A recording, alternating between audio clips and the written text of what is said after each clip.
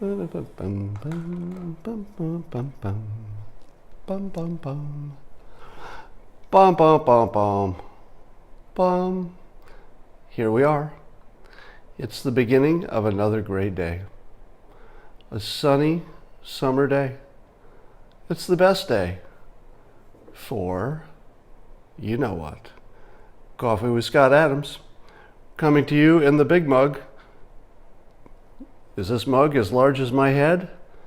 Well, according to this perspective, it is. Do you know when they used to say that pictures don't lie? No, pictures lie. Pictures lie like a mofo. But they don't lie about this, that it's time for the simultaneous sip. Join me. Oh, that's good simultaneous sipping. Some of the best. So let's talk about a number of things that are on my Twitter feed today. I'm going to read you a quote from Norm Macdonald. You know Norm Macdonald? He's, I believe he's leans conservative at the moment. He's a comedian. And he says this in his Twitter feed. The idiot sees the world as good versus evil. The cynic sees the world as evil versus evil.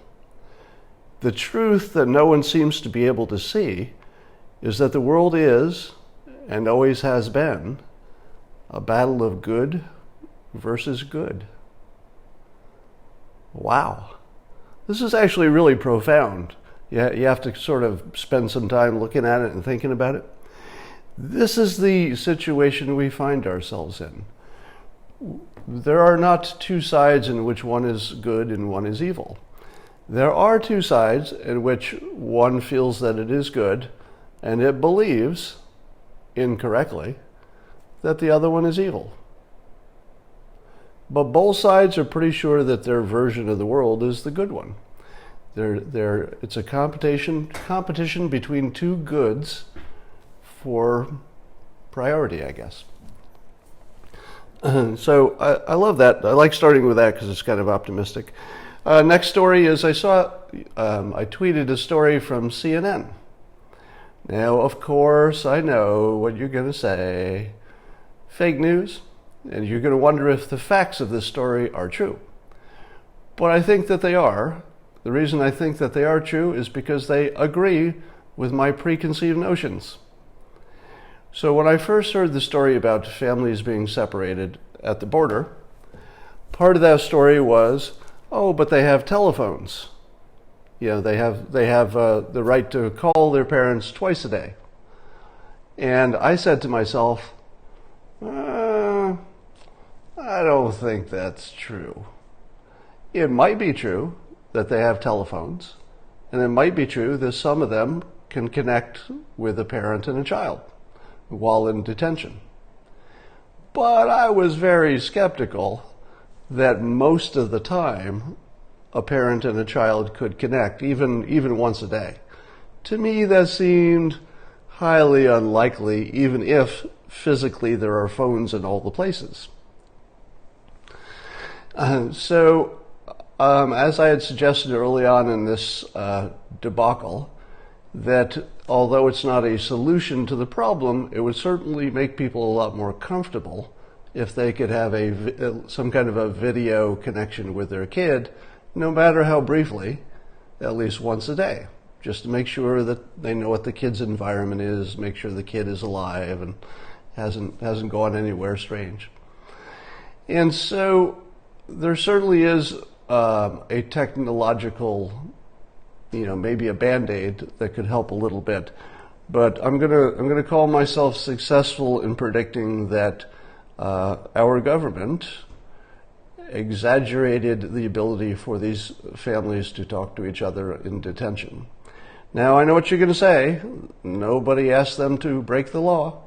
Nobody asked them to come into this country illegally. And that's true. My complaint is that our government lied to us, essentially, by suggesting that these people could make contact with each other. And I don't think that was ever the case. So not that we have an obligation to make things super comfortable for people who are, breaking the laws of the United States. But this might be something where putting a little money toward that cause would just make everybody feel like they're better people. Or, as I like to say it, quoting Norm Macdonald, sometimes it's a competition of good versus good. And maybe everybody's on the side of these parents and kids being able to at least communicate. So I think that should be part of any long-term solution. It's hard to do anything in the short term, but now you may have seen a story that I tweeted around yesterday from the New York Daily News. Yes, I know what you're going to say. It might be fake news because it came from the New York Daily News. But it was a viral video of some older woman with gray hair and a green top, in which she's getting in the face of someone who appears to be a Mexican national working in this country.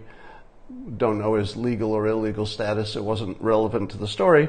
But the woman is giving him the finger to his face and saying how bad he is because he's Mexican and she hates him, etc. Now, I tweeted around with my tweet just said, "Don't be this lady." In other words, she was a bad example of a human being. Forget about being a bad example of a Trump supporter. She was a bad example of a human being. The person whose face she was getting into, the presumed, Mexican national who may or may not also be an American citizen, who knows. But that part wasn't stated in the story. But that guy, I like, because the way he handled this situation was extraordinarily graceful. Now, of course, he also didn't want to get, in trouble. So, there's self-interest involved. But the amount of restraint that this guy showed was impressive. Now, when I tweeted this around, here's the good part of the story. I think perhaps a majority of people who responded to the tweet, probably more than half, said they believed the story was fake and that it was staged. And people are starting to ask, where is the name of this person who allegedly did this on this alleged real video? Why don't we know that person's name? It's a good question, because typically with these stories, you find out who it was pretty quickly. I'm not willing to believe this is fake. I also don't rule it out. I would say there's no way to know. My reading of it, she looked real but crazy. Now, here's the positive. I always like to look at the positive. Let me give you the positive. I've got a Nazi on here. All right, get rid of Nazi. Goodbye. Here's the part that I think is good news. It's good news in this bad situation. The good news is that nobody I saw who responded to this, who was a Trump supporter, believed that this person could even be real. Yeah, there may be a few, but by far the vast majority of people who saw it said to themselves what I said to myself. I've never met a person like that. I don't know anybody who's a Trump supporter who would support that woman, or even her views if they were just even silent in her head. I've never seen that. Now, if you were on the anti-Trump side and you saw that video, wasn't the first thing you imagined they thought, I don't want to be a mind reader, but speculating here, I imagine the first thing that people thought when they saw that video, if they were anti-Trumpers, they probably said, that's what they all think. That's a good example of a widespread opinion. Imagine living in that movie, that you would imagine that Trump supporters would, support her. I'm getting to the best part. Are you ready for the best part? I tweeted this picture of a hater, a racist, doing a racist thing to a human being who looked like kind of an awesome guy.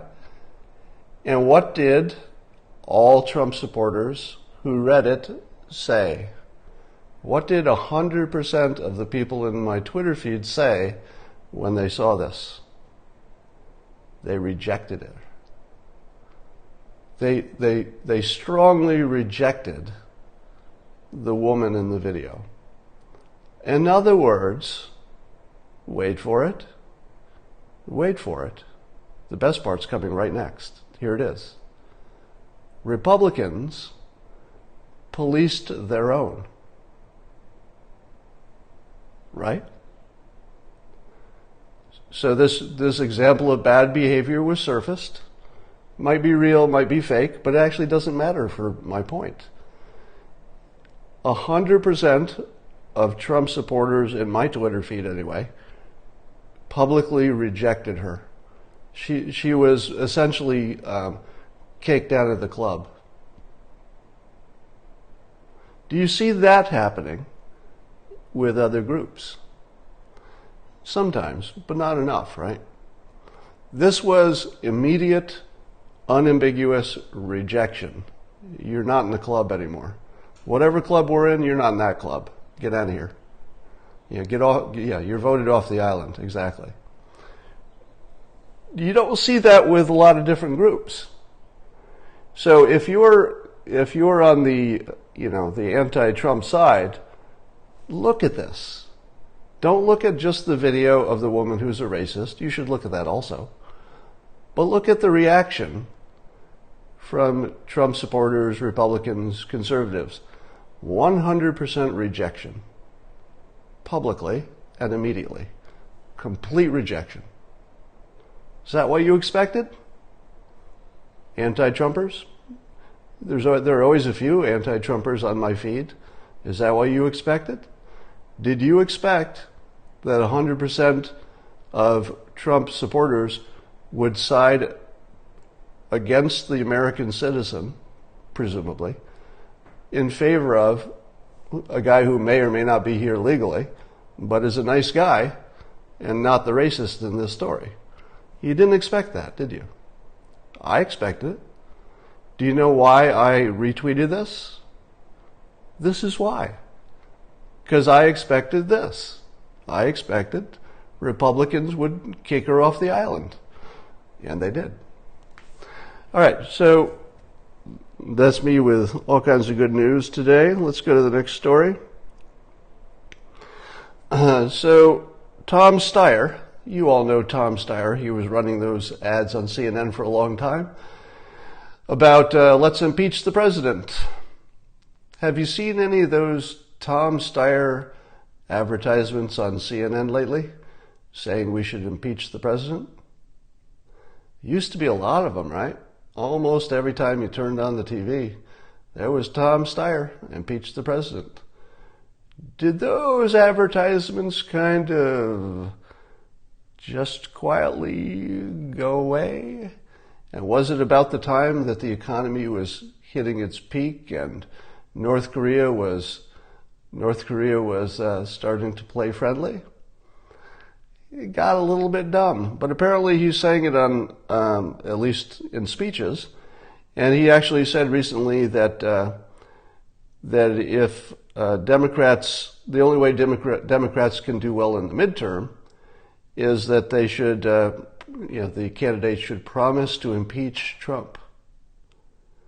Now, what would happen in a country where you've got a legally elected president who the deep state, or at least FBI agents in particular, had clearly tried to depose, and the economy is screaming, jobs are great, and all the big metrics are doing well?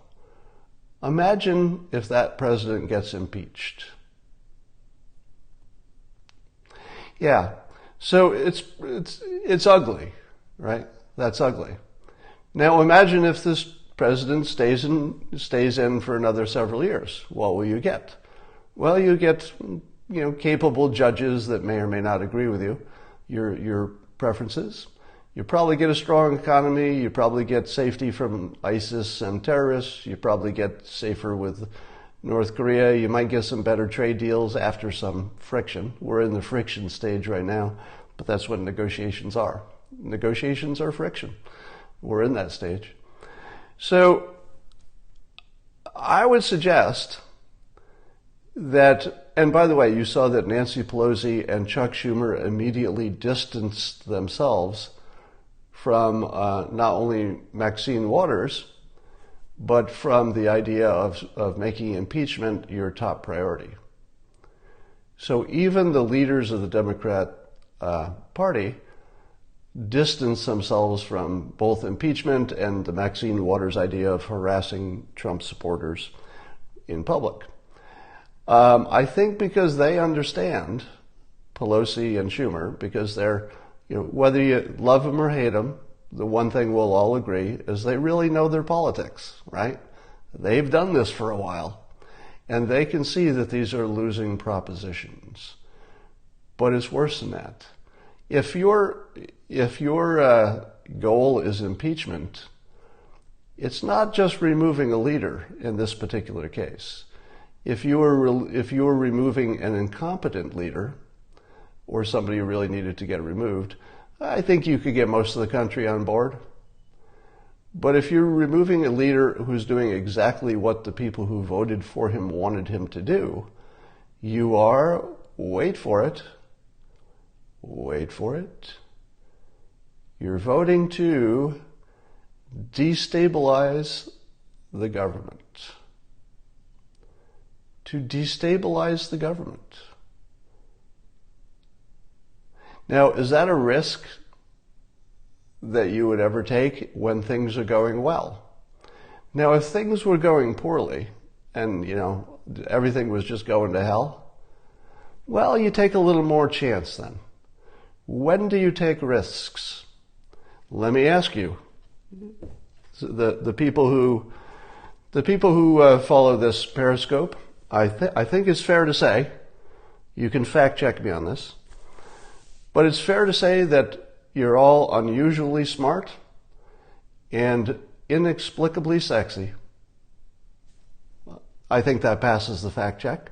So those of you who are unusually smart and inexplicably sexy, which doesn't really matter in this case, answer this question for me that apparently most of the country will get wrong. But I trust you, because you're unusually smart, inexplicably sexy, to get this right. When is a good time to take a risk?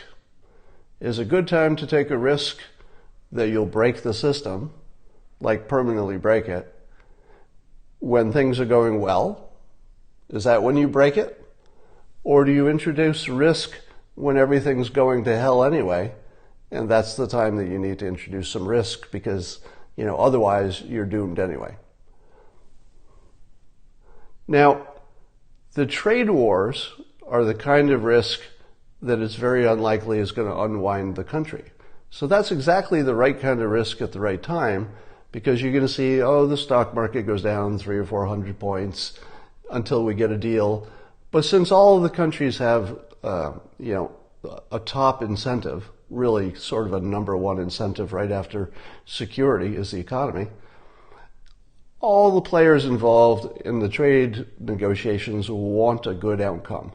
It might be, 10 or 20% better or worse than they wanted, but they're all going to eventually settle for something. So that's a reasonable time to take a risk. Our economy is high. You can take a little friction because there's no calamitous risk really with trade negotiation. But if you're looking to remove a legally elected president who is performing extraordinarily well for the people who elected him, I realize that's a difference of opinion, but the people who elected him are very happy. One of the most popular presidents within his base of all time at the moment right now.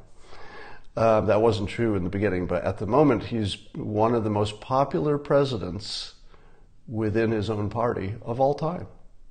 Right? If you remove that president with impeachment on BS reasons, after we've already learned that the FBI was trying to do it in devious ways, that's destabilizing. That's destabilizing in a serious way. And do you take that kind of risk when things are going well with the economy and blah, blah, blah, blah? It's just a bad risk management thing to do. All right. So if if Democrats want to make impeachment their rallying cry, you need to get to the polls. You really need to get to the polls, because that would destabilize the entire country in a way that very few things would. Now, here's another thing that we keep seeing, where people are starting to talk about that the vitriol is reaching such a high level that it's going to turn into more physical violence. And what happens if civil war breaks out? One of the things you may have noticed is that Republicans, although they like to talk about toughness, etc., Republicans have been very disinclined to act physically aggressive. Outside of like weird situations like a rally where everybody gets worked up, but that's mostly just talk. But in the real world, Republicans are very reserved, and let me tell you why. Because in a revolution, it's only going to go one way. So I think that the people who own the guns, Republicans, are very controlled about this and are not even a little bit thinking about, I got to get my gun out of the gun safe. I don't think anybody's thinking that, because they know there's not really going to be a physical civil war.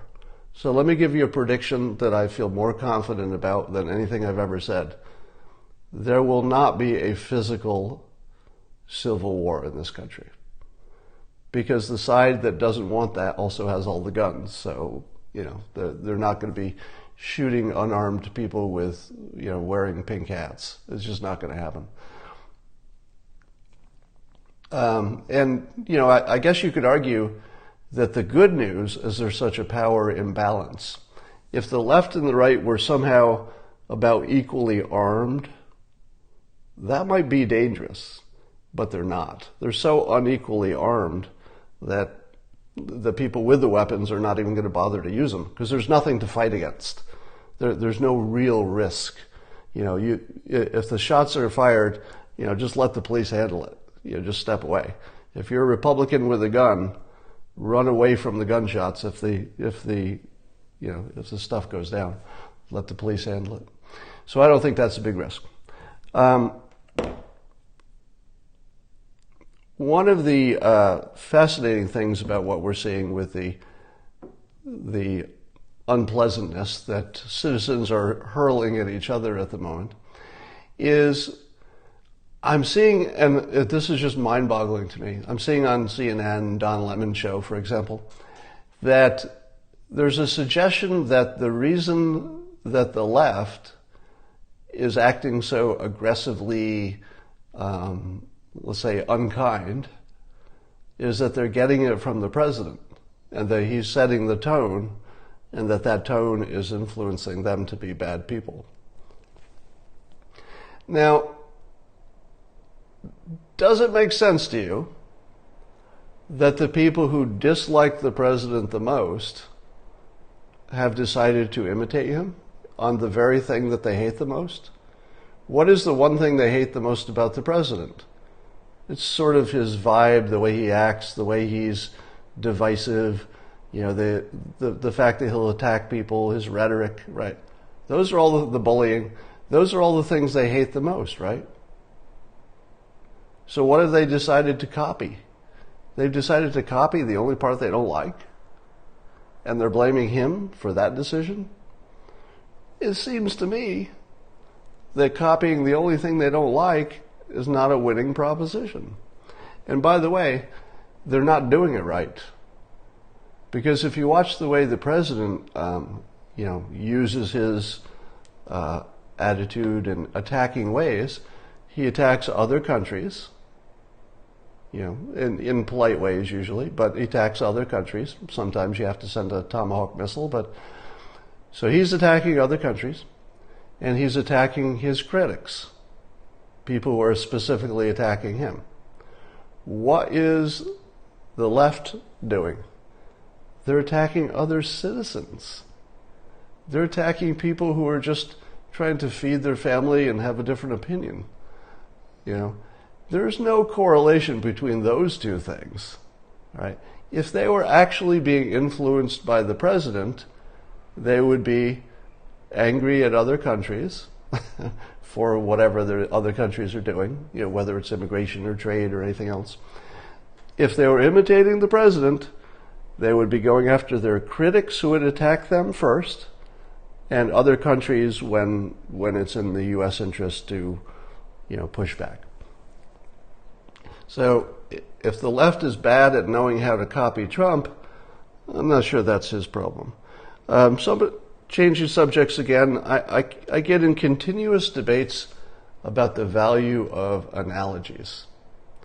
And somebody forwarded a bit from a book that I wish I knew where it came from, but it's a great backing up of my point that we think analogies are a form of thinking, but they're kind of the opposite. An analogy is just something that reminded you of another situation. It doesn't inform you about anything. It doesn't tell you what to do next. It doesn't do anything. We just imagine it does. Oh, I'm going to talk about Space Force in a minute, so remind me if I forget. Space Force. All right, so let me read this description of an analogy from some book. I wish I knew what it was from. An analogy is a comparison between two essentially unlike things for the purpose of definition or illustration. In arguing by analogy, a writer draws a likeness between things on the basis of a single shared feature and then extends the likeness to other features. But analogy can only illustrate a point. That's what I say. Analogies are good for illustrating a point. Never prove it. They illustrate points. That's what I say. They never prove it. That's the other thing I say. It can trick one into assuming that because things are similar in one respect, they must be alike in other respects. And then he gives an example of a false analogy. You don't need the example. But I wanted you to know I'm not the one person in the world who believes that analogies are not useful in arguments. An analogy is nothing more than something that reminded you of something else. Yeah, I wish I could tell you what it was I was reading, but it came without a source. It was just a Twitter thing. Let's talk about Space Force. So, one of the things that I especially like about this president is that if somebody leaves free money on the table and he sees it and he says, "Is this free money? Does anybody want the free money?" Okay, all right, I'll take it. I'll take the free money. So if there's something that's available for free, he takes it. Let me tell you how this fits Space Force. True or not true, any of our last presidents could have created a Space Force. Because really what a Space Force is at the moment, and even for the past 10 years, the Space Force was us planning to have a Space Force. So really, it's not going to be funded like, the other existing forces.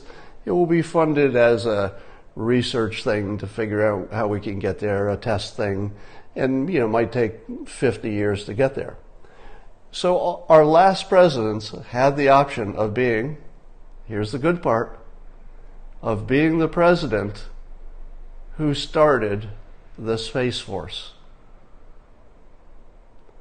Some president was going to be the one who will be known through history as the one who started Space Force. Trump looked at the table and saw that free money sitting there and said, hey, if I don't start a Space Force, the next president will start a Space Force, because there's going to be a Space Force. We don't know when, but there's going to be one. So he just said, well, I'll just be that president. That's mine now. Let's call it Space Force. And for the rest of history, which could be, thousands of years, the history books will say, President Trump, who started Space Force back in 2018. So that's the part that's funny. This was here for all the other presidents. They could have started a Space Force. There wasn't anything magic about 2018. You could have done it for the last 10 years, but they didn't. It was free money. He saw it. They didn't. I always that's just one of the things I like about him. It's there for the taking. So he just took it. Now, I also love the fact that if you're talking about the military, generally people on the left are a bit anti-military anyway, or at least not as pro-military. And people in, let's say, Silicon Valley and other technical jobs, they tend to lean left, I believe. You could fact check me on that. But they seem to lean left. What is the one thing that people in tech jobs like more than just about anything else? Well, maybe after sex and LSD, I suppose, microdosing. But one of the things they like best is science fiction. Yeah, Star Trek, Star Wars. If you asked me to list my 10 favorite television shows, I believe 6 of them would involve something that looks like a Space Force. I love my Space Forces when they're on TVs and movies and stuff. And so you have this whole segment of society, that the technology-related people who probably have an affinity more for, high-tech sci-fi stuff. And so Trump just fills in that block. He's like, okay, I'll be the guy who started Space Force. If you like the Federation, you're going to love me. Yeah, The Expanse is my favorite TV show at the moment. Actually, second favorite show. My favorite show is The Five. I just love that show. I watch it as soon as it's done. I watch it on DVR. But The Expanse would be number 2. Anyway, so I think it was clever of Trump to take that position. Is there anything else I haven't? Supreme Court just ruled on travel ban. All right, I'll look into that.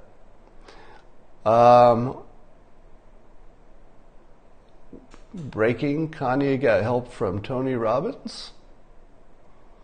My God, all the news is breaking while I'm on here too. Yeah, let me tell you why I like the show called The Five. The thing that they do right on The Five is the combination of the 5 different personalities. So when you're watching that show, you're not just catching up with the news, which it does very well, the top stories, but you're enjoying the competing personalities, and they've done a really good job of making sure that those 5 people are completely different people. Like there's nobody on the 5 who's like anybody else on the 5, except in some cases some opinions. But personality-wise, they're completely different. Now, you think that's not a big deal? You think that's not a big deal? Look at CNN. Imagine Jake Tapper, okay?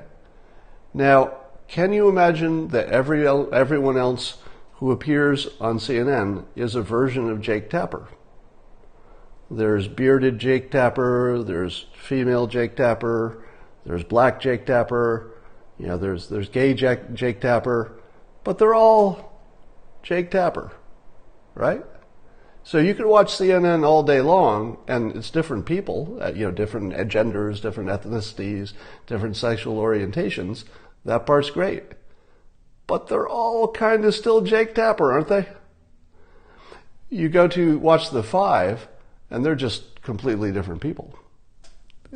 Which just makes it more interesting. All right, so that's best show on TV in my opinion. And by the way, I like Jake Tapper a lot. As a person, he's great. You can disagree with his positions on politics. Travel ban. Well, okay, you're going to make me look at the travel ban. We'll do this in real time. All right, let's see what we got going here. Where would I look? CNN? Let's go to CNN first. Don't see anything on a travel ban. Oh, wait, there it is. Supreme Court upholds Trump travel ban. Okay, so I guess that's the whole story, right? The headline is the story. The Supreme Court upheld it. I guess that's the whole story on that. Look how the justices voted, though. How did the justices vote? 5-4 along partisan lines. I'm not sure what I was supposed to get out of that.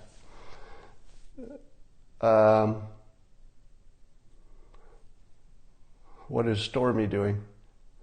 Yeah, did Stormy just disappear as a topic? Do you know why Stormy disappeared as a topic? Can anybody tell me why did Stormy disappear? I'll tell you why, but I want to see if you know. Why did Stormy Daniels disappear as a topic?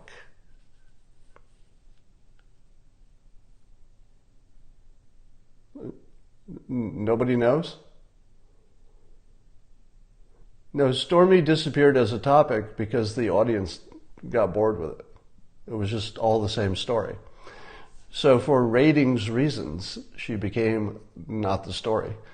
The story didn't change. It just became unimportant because the public was like, all right, we've heard this. Can you give us fewer stories about lawyers and porn stars? Yeah, the border story was just more red meat for the anti-Trumpers, so it did take away all of the attention. Anything to say about the New York Times crisis of democracy?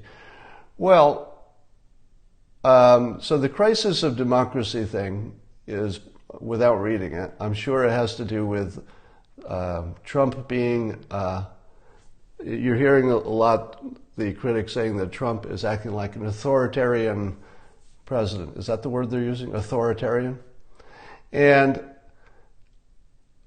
when I look at the reality of that, I say, okay, if you see this authoritarian president, which of these things are consistent with that?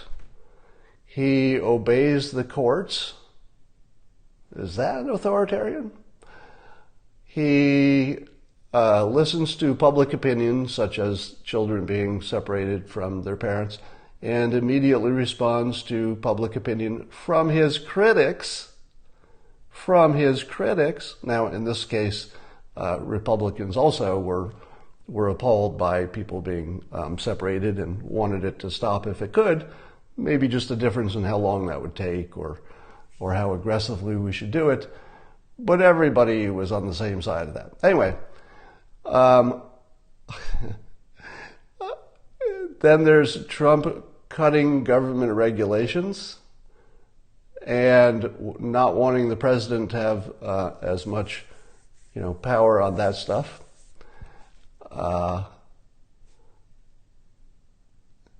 Somebody says he wants to be an authoritarian but can't because of the existing bureaucracy. Well, I would say that's true. So somebody said that President Trump wants to be an authoritarian but can't because of the bureaucracy and various checks and balances. Do you know who else would like to be an authoritarian leader but there are too many obstacles?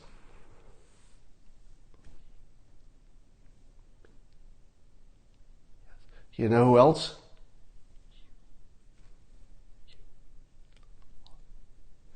You and you and you and you and you and you and you and you. Yeah, everybody would be an authoritarian leader of the universe if there were no obstacles. Now, some people might say, I don't think I want that kind of responsibility. I'd rather just be a subject in this empire. But a lot of people, including me and most of the people watching this Periscope, would say, well, if there were no obstacles to it, I think I'd like to be an authoritarian leader. Yeah. So I'm not sure that that means anything to say that in his inner thoughts, he would like to be an authoritarian leader. Yeah, so would everybody. We'd all love to be an authoritarian leader. Let's stop pretending he's the one.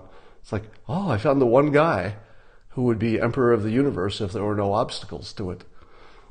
But he doesn't live in that world, you don't live in that world, and it's just nothing I'm going to worry about. Now, the other thing that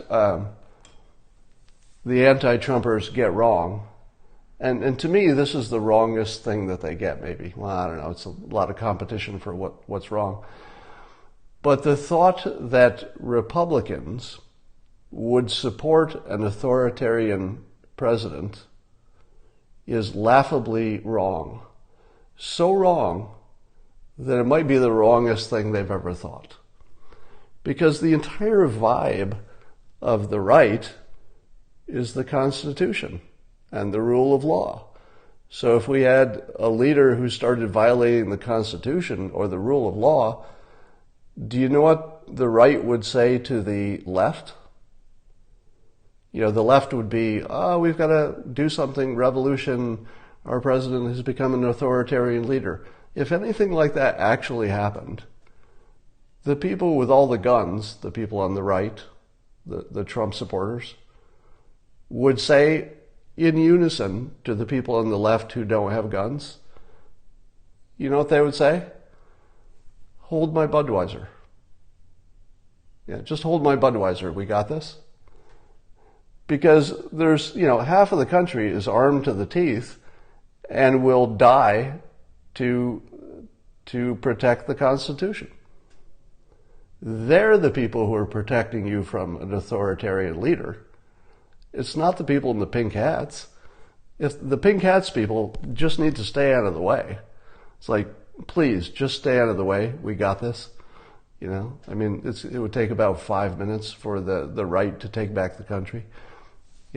Honestly, it would happen in an afternoon, I think. Because, the military wouldn't support it. The military would just walk away. Do you have an AK? No comment. One of the things I would never do is give an inventory of my armory on a public forum. Wouldn't that be the worst idea in the world? Let me tell the public all of the firearms that I own and are hidden in my house in various protective places. Yeah, I don't think that would be a good idea.